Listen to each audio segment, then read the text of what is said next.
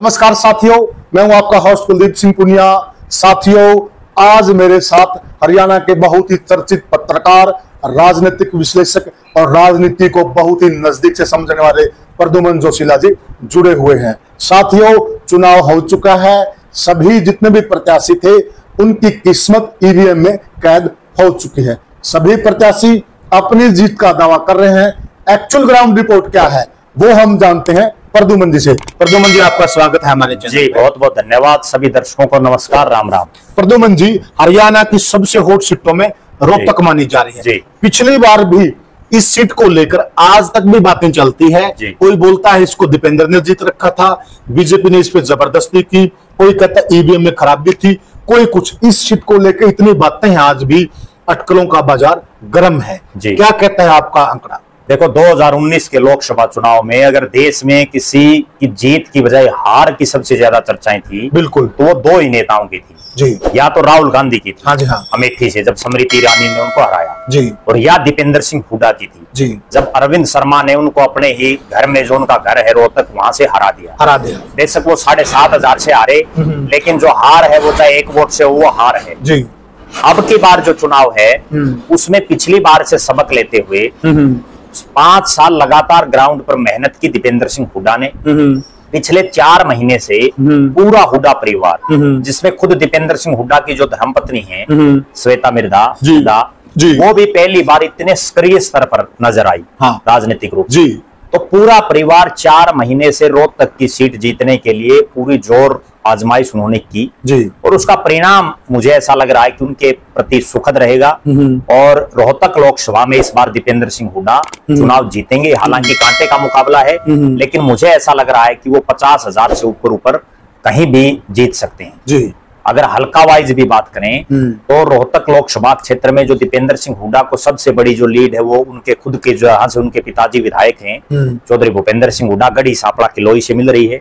उसके बाद महम से वो बड़े भारी बहुमत से जीत रहे हैं, डेरी से जीत रहे हैं, बादड़ी विधानसभा क्षेत्र से जीत रहे हैं। ये 4 विधानसभा क्षेत्र ऐसी हैं जहां दीपेंद्र हुड्डा बड़े भारी मार्जिन से अरविंद शर्मा के मुकाबले चुनाव जीत रहे हैं। महम के बारे में तो यहाँ तक सुना है जी, ये भी काफी जाट बहुल क्षेत्र है और महम 24 आज से नहीं, पुराने टाइम से राजनीति में बड़ा सक्रिय रहा है जी। तो यहाँ तो बता रहे हैं कि एक तरफी पोलिंग हुई है। देखो, महम हल्के में इस बार जो सबसे बड़ी बात देखने को मिली, बलराज कुंडू जो यहाँ से स्थानीय विधायक है जी, और उन्होंने अब अपनी खुद की पार्टी बना ली। हाँ जी।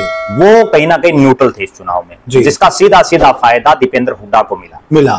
दूसरी बात, शमशेर खरकड़ा जो लगातार कई चुनाव हार चुके हैं और अब मुझे ऐसा लग रहा है कि उनका खुद का राजनीति से मनसा भर गया है।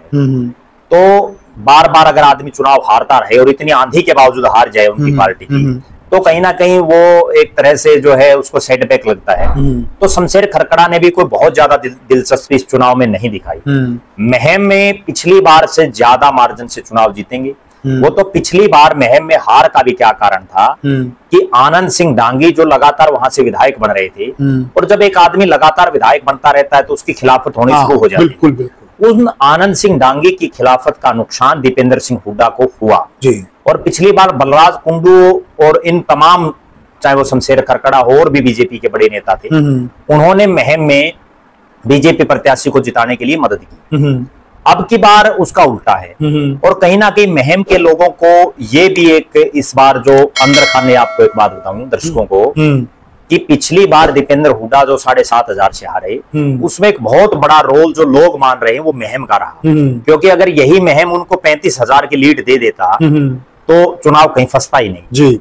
क्योंकि महम से दीपेंद्र हुड्डा को किलोई के बाद सबसे ज्यादा उम्मीदें थी। प्योर जाटलैंड है, बिल्कुल कोई शहर नहीं आ रहा, ठीक है। महम भी एक स्थानीय कस्बा है और ये वो इलाका रहा है जिसने चौधरी देवीलाल को राजनीति के शिखर पर भी चढ़ाया, और उन्हीं चौधरी देवीलाल की पार्टी को राजनीति में गर्त पर लाने का काम भी इसी हल्के में। साथियों, रिपोर्ट्स यहाँ तक हैं, जो महम शहर है, पहले क्या होता था, महम शहर के अंदर कांग्रेस को कम वोट आते थे। इस बार ये रिपोर्ट्स मिल रही कि महम के अंदर भी बहुत अच्छी खासी कांग्रेस को वोटिंग हुई है जी।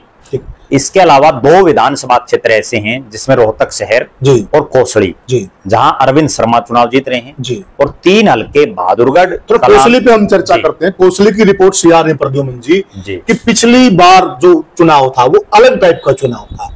इस बार का जो चुनाव अलग टाइप का चुनाव है, और जो राव दान सिंह को टिकट दी, तो राव दान सिंह की टिकट का फायदा कोसली में दीपेंद्र सिंह को मिल रहा है, इसमें कितनी सच्चाई है? देखो, कोसली की सीधी ही बात मैं आपको बताऊं, पिछली बार राव इंद्रजीत ने हुड्डा परिवार को हराने के लिए पूरा दमखम लगाया हुआ था।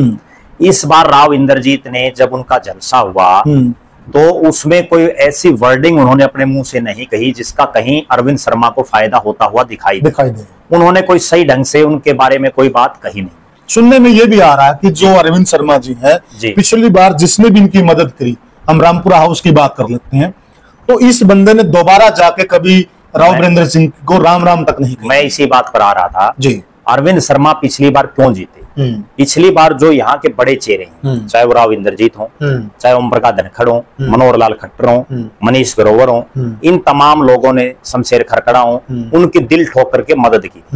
5 साल वो एमपी रहे, उन्होंने हर नेता के साथ बिगाड़ने का काम किया।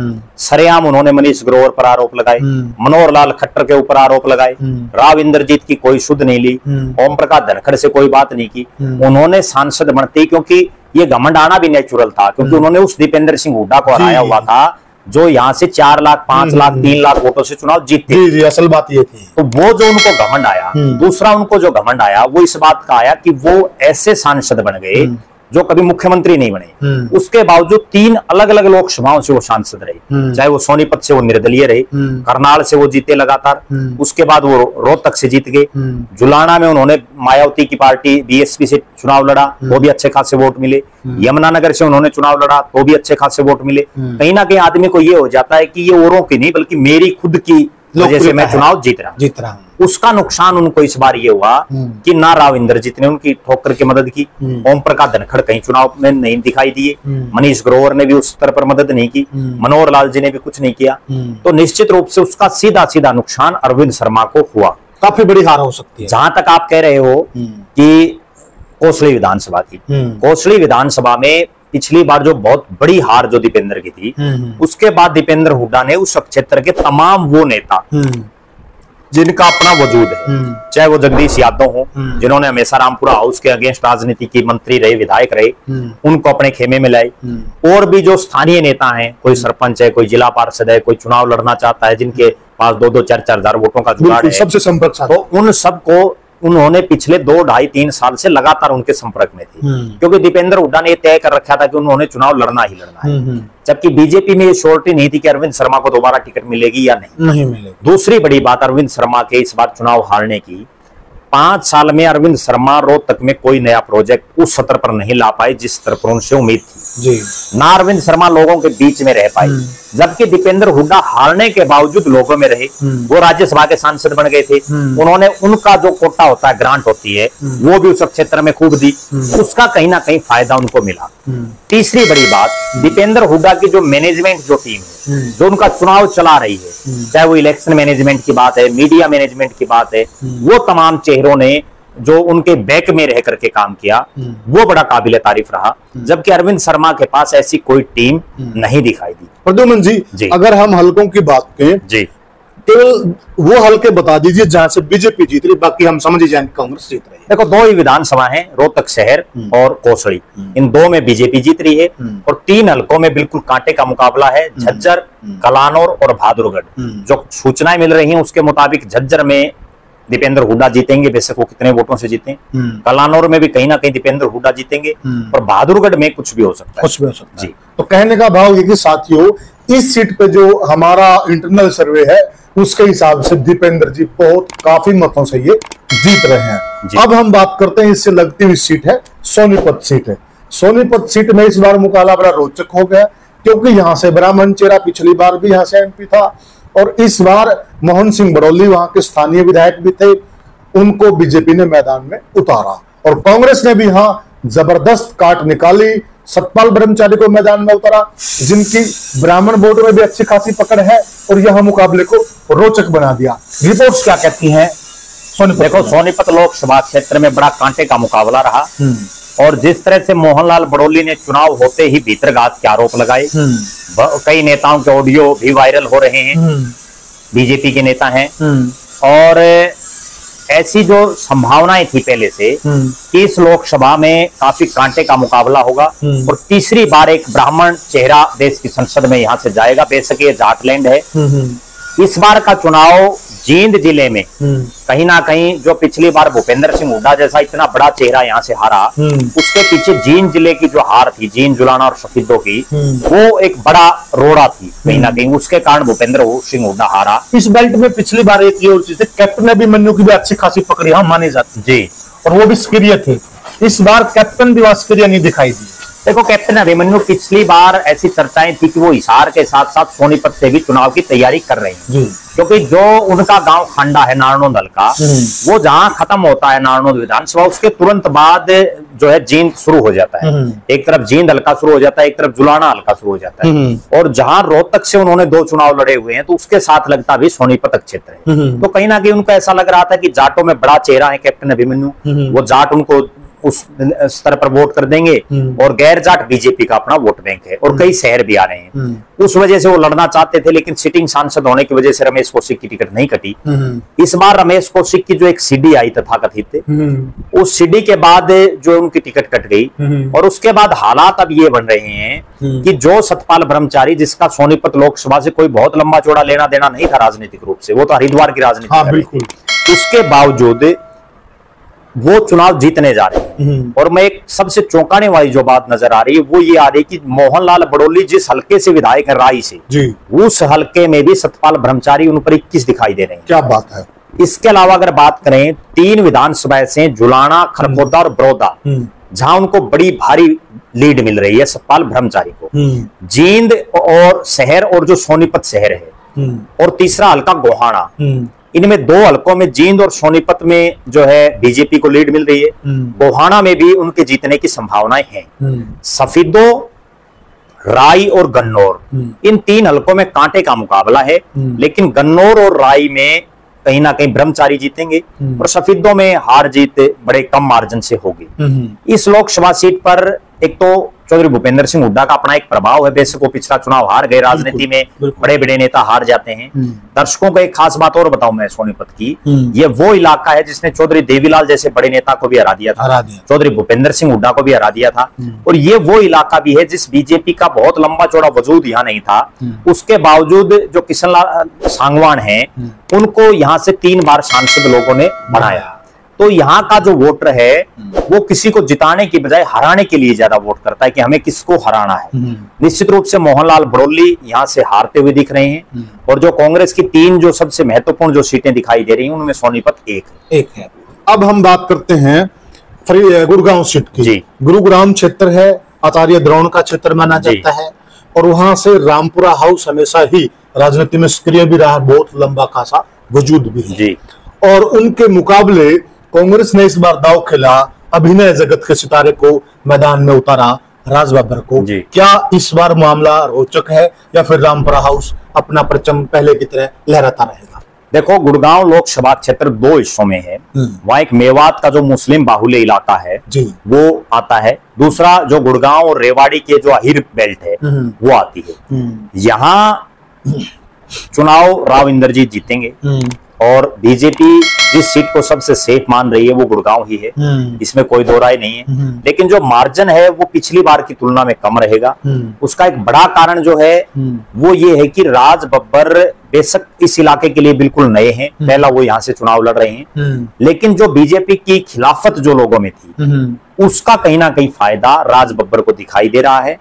मुकाबला उन्होंने डट करके किया, लेकिन उसके बावजूद इंद्रजीत इसलिए जीतेंगे कि वो बावल से, रेवाड़ी से, गुड़गांव की जो सीटें हैं, पटौदी हो, बादशाहपुर हो, गुड़गांव शहर हो, उन तमाम इलाकों से पकड़ बहुत मजबूत है जी। बिल्कुल, वो चुनाव जीतेंगे, काफी बड़े नेता है जी। तो साथियों, गुरुग्राम में शायद कांग्रेस को भी कोई संशय नहीं, कांग्रेस भी मान के चल रही कि वो बीजेपी जीत रही है जी। अब हम बात करते हैं सीट फरीदाबाद की। गुज्जर बाहुल्य सीट है और यहाँ से बड़े गुज्जर नेता ही लगभग यहाँ से मैदान में उतरते हैं और करण सिंह दलाल का भी अच्छा वजूद माना जाता है। इस बार 2 गुज्जर नेता आमने सामने हैं, बीजेपी से कृष्णपाल गुज्जर और कांग्रेस से महेंद्र प्रताप जी। आपको क्या लग रहा है इस सीट पर? देखो, फरीदाबाद लोकसभा सीट पिछली बार जो देश की 3 सबसे बड़ी जीतें हुई थी 6 लाख से ऊपर, उनमें शामिल थी। और इस बार जब तक महेंद्र प्रताप को यहाँ से टिकट नहीं मिला था, तब तक ऐसा लग रहा था कि कृष्णपाल बहुत आसानी से लाखों वोटों से जीत जाएंगे। बहुत तरह के सर्वे आए जिसमें महेंद्र प्रताप का जो है सबसे मजबूत चेहरा दिखाई दिया, लेकिन महेंद्र प्रताप इस बात पर अड़े हुए थे कि उनके बेटे विजय प्रताप को यहाँ से टिकट दे, क्योंकि हर बाप ये चाहता है कि मेरे बाद मेरा बेटा राजनीति में सक्रिय हो, बिल्कुल, और वो मैं अगर मेरे जीते जी कर जाऊं तो उसका कहीं ना कहीं उनको फायदा होगा। लेकिन कांग्रेस के जो प्रदेश के प्रभारी हैं दीपक बाबरिया, वो महेंद्र प्रताप को मनाने में कामयाब रहे और उन्होंने ये समझा कि आप लड़ोगे तो यहाँ फाइट होगी, और उसका नतीजा ये रहा कि जो करण सिंह दलाल, जो चौधरी भूपेंद्र सिंह हुड्डा के समदीपी हैं, वो टिकट कटने के बाद नाराज भी हो गए थे। उन्होंने एक बड़ी पंचायत भी की जिसमें बीजेपी के भी कई नेता आए उनको समर्थन देने के लिए, और आखिरकार वो मान भी गए। अब हालात वहां ये है कि बिल्कुल कांटे का मुकाबला है। महेंद्र प्रताप ने हारी बाजी को जीत के नजदीक लाने का काम किया है, और ये फरीदाबाद वो लोकसभा सीट बन गई है जिसमें कोई भी जीत सकता है। बड़ी कांटे की टक्कर है यहाँ। जो हार और जीत है, यहाँ बड़े लाखों की संख्या में जिनको हम जो हरियाणा से बाहर के जो लोग हैं वो यहाँ रहते हैं, जिनको जो प्रवासी भारतीय भी हम कह सकते हैं, प्रवासी हरियाणवी, तो वो जो प्रवासी हरियाणवी हैं वो यहाँ रह रहे हैं, उनके अच्छे खासे वोट हैं, और उनमें कहीं ना कहीं केपी गुज्जर का अपना एक प्रभाव है। वही हार जीत का यहाँ फैसला करेंगे। लग ऐसा रहा है कि बीजेपी को एज जा रहा है इस सीट का, लेकिन बड़ी कांटे की टक्कर होगी, और उस टक्कर में कृष्णपाल जीत सकते हैं चुनाव। जो प्रवासी हरियाणवी उसमें मनोज तिवारी का भी अच्छा खासा प्रभाव जी जी बिल्कुल, और इसलिए उन्होंने भी बहुत मदद की है जी। तो यहाँ पर भी एज जो है कृष्णपाल गुर्जर को मिलता हुआ दिखाई दे रहा है। साथियों, अंतिम सीट से पहले मैं आपको विनती करना चाहूंगा, आपसे हमें स्नेह और प्यार की उम्मीद है। उम्मीद के नाते आप चैनल को जरूर सब्सक्राइब कीजिएगा और वीडियो को ज्यादा से ज्यादा शेयर कीजिएगा, आपसे निवेदन हमारा। अब हम बात करते हैं अंतिम सीट, बहुत महत्वपूर्ण सीट, और ये भी और सीटों में मानी जाती है क्योंकि पूर्व मुख्यमंत्री का गृह क्षेत्र है करनाल। और इस बार रोचक मामला इसलिए हो गया, खुद पूर्व मुख्यमंत्री यहां से चुनाव लड़ रहे हैं, और उन्हीं के सामने कांग्रेस ने भी बड़ा दांव खेला, पंजाबी चेहरे को उतार दिया दिव्यांशु बुद्धि राजा, जो यूथ कांग्रेस की पॉलिटिक्स करते हैं। आंकड़े क्या कह रहे हैं यहाँ से प्रद्युम्न जी? देखो, करनाल लोकसभा क्षेत्र में मनोहर लाल खट्टर जी ने चुनाव लड़ रहे हैं। ये भी फरीदाबाद की तरह पिछली बार यहाँ से संजय भाटिया 6 लाख से ऊपर वोटों से जीते थे, और जो टॉप 3 जीते थी देश की उसमें करनाल शामिल थे। इस बार पूरी तरह से यहाँ का चुनाव बदला हुआ नजर आया। मनोहर लाल खट्टर के साथ बहुत बड़ा बेहतरघात इस लोकसभा क्षेत्र में होने की सूचनाएं मिल रही हैं, और खुद जो है मनोहर लाल खट्टर जी ने भी इस तरह की अंदेशा जताया है कि कई भाजपाइयों ने ही जो है उनकी गोद भी यहाँ खोद दी है। इस सीट पर कांटे के मुकाबले में चुनाव तो मनोहर लाल खट्टर जीतेंगे, लेकिन जो पिछली बार की उनकी 6-6.5 लाख की जो जीत थी उसमें 1-0 इस बार कम होता हुआ दिखाई दे रहा है। यहाँ पहले चुनाव बिल्कुल फंस भी गया था। जब चुनाव से 15 दिन पहले मनोहर लाल खट्टर पूरे हरियाणा में घूम रहे थे लगातार प्रचार करते हुए और प्रत्याशियों का, तब तक उनके दिमाग में ये था कि आप तो यहाँ से आसानी से जीत जाओगे। लेकिन जो ही उन्होंने अंदर झांक करके देखा तो उनको लगा कि यहाँ तो बहुत बड़ा खेल आपके साथ हो रहा है, और उसके बाद उन्होंने बाकी हरियाणा को भूल करके करनाल में ही जो है अपना पूरा दमखम लगाया, और उस दमखम का उनको फायदा ये मिला कि वो इस सीट पर जीतने जा रहे हैं। यहाँ उनकी जीत में एक बहुत बड़ा जो कारण है वो कहीं ना कहीं अभय सिंह चौटाला भी है। अभय सिंह चौटाला ने जो उनका एक समर्थित जो प्रत्याशी उतारा यहाँ से, वीरेंद्र मराठा, जो रोड समुदाय से आता है, उस वीरेंद्र मराठा को जो वोट पड़ रहे हैं उसका कहीं ना कहीं सीधा सीधा फायदा मनोहर लाल खट्टर जी को यहाँ हो रहा है। और दिव्यांशु बुद्धि राजा ने खुद यहाँ कोई उनका अपना कोई प्रभाव नहीं है, क्योंकि वो तो गोहाना से आते हैं, सोनीपत से। दिव्यांशु बुद्धि राजा की बजाय यहाँ का चुनाव हल्के की जनता ने लड़ा। लोगों ने मनोहर लाल खट्टर जी को हराने के लिए वोट डाले। इवन मैं आपको एक बहुत रोचक बात बताऊं दर्शकों को, यहाँ तो एक नारा चल रहा था कि सारा करनाल बोल रहा है मनोहर लाल हार रहा है, और मनोहर लाल हारने की उम्मीदें कई भाजपाई भी पाले हुए थे, वो ना केवल करनाल के बल्कि हरियाणा प्रदेश के भी, क्योंकि जिन जिन भाजपाइयों को, ये बड़ी रोचक बात, जिन जिन भाजपाइयों को मनोहर लाल जी ने अपने 9.5 साल के कार्यकाल में खुदे लाइन लगाए रखा, जिनको बड़ा रगड़ा लगाया गया, जिनको राजनीतिक रूप से जो है पूरी तरह से हाशिए पर धकेल दिया गया। उनके मन में कहीं ना कहीं एक टीस थी कि करनाल विधानसभा से तो अगर खट्टर साहब लड़ेंगे तो हारेंगे नहीं, लेकिन वो करनाल पार्लियामेंट में सही फंस गए हैं और यहाँ जो है उनका पक्का इलाज हो जाएगा। मैं एक रोचक किस्सा दर्शकों को बताऊं, 2004 में जब चौधरी भजनलाल जी प्रदेश कांग्रेस के अध्यक्ष थे, चौधरी भूपेंद्र सिंह हुड्डा विपक्ष के नेता थे, उस समय भिवानी एक ऐसी सीट बन गई थी जहां कांग्रेस के तमाम बड़े चेहरों ने इकट्ठा होकर के भजनलाल के बेटे कुलदीप बिश्नोई को वहां टिकट दिलवा दी और कांग्रेस आला कमान पर इस तरह का प्रेशर बनाया कि अगर भिवानी से कोई जीत सकता तो कुलदीप बिश्नोई चुनाव जीत सकते। फंसवाया गया था उनको, वहां धक्के से फंसवा दिया। वो तो शुक्र ये है कि कुलदीप बिश्नोई के पिताजी चौधरी भजनलाल राजनीति के बड़े खिलाड़ी थे। जी। उन्होंने उस समय के एक प्रत्याशी के साथ आपसी साठगांठ करके और 3 जो पूर्व या वर्तमान जो उस समय के मुख्यमंत्री थे उनके बेटे वहां चुनाव लड़ रहे थे। चौधरी ओम प्रकाश चौटाला उस समय मुख्यमंत्री थे, उनके बेटे अजय चौटाला चुनाव लड़ रहे थे। चौधरी बंसीलाल के बेटे सुरेंद्र सिंह चुनाव लड़ रहे थे, वहां से सांसद भी रहे थे। चौधरी भजनलाल के बेटे कुलदीप बिश्नोई लड़ रहे थे और बड़े कांटे के मुकाबले में कुलदीप बिश्नोई सिर्फ इसलिए वो चुनाव जीत गए कि एक तो वहां जाट नॉन जाट बन गया, उसी चुनाव में वो चीजें हुई थी। 2 जाट बड़े चेहरे थे और गैर जाट में अकेला कुलदीप बिश्नोई था। उसके बाद आदमपुर का बड़ा इलाका आता था जिसका कहीं ना कहीं सीधा फायदा कुलदीप बिश्नोई। बाद में वो फार्मूला कुलदीप ने हिसार में भी लागू करना चाहा पर वो उल्टा पड़ा। जी बिल्कुल, हिसार में वो उलट गया क्योंकि हिसार में समीकरण अलग बन गए थे उस दौरान। अब करनाल में भी मनोहर लाल खट्टर जी को बेशक बीजेपी आला कमान ने टिकट दी है, लेकिन जो ही उनको चुनावी मैदान में उतारा बहुत से बीजेपी के नेताओं के अंदर लड्डू फूटे उनके मन में कि ये तो बहुत बढ़िया हो गया, अब खट्टर साहब जो है लाइन पे आया है। और उसका नतीजा अब ये है कि खट्टर साहब क्या बॉडी लैंग्वेज देखो 25 तारीख के बाद, उनके बयानात सुनो, दर्शक भी सुन के समझ सकते हैं कि बेशक वो चुनाव जीत जाए लेकिन वो बड़े कांटे के मुकाबले में जो 6.5 लाख से जीतने वाली सीट हो और उसको अगर आप 60,000 70,000 से जीतते हैं तो कोई जीत नहीं है। हालांकि इस सीट पर मनोहर लाल जी चुनाव जीतेंगे। साथियों, ये हमने लगभग सारी सीटों का, हरियाणा की सारी सीटों की विस्तृत चर्चा की।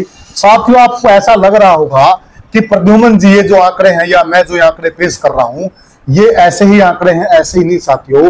प्रद्युमन जी हो चाहे हम हो, हमने लगभग पूरे हरियाणा का दौरा किया है और जब ग्राउंड पे जाके सारी चीजें देखते हैं, हम उन चीजों को महसूस करते हैं तो वो चीजें हम आपको बतलाने की कोशिश करते हैं।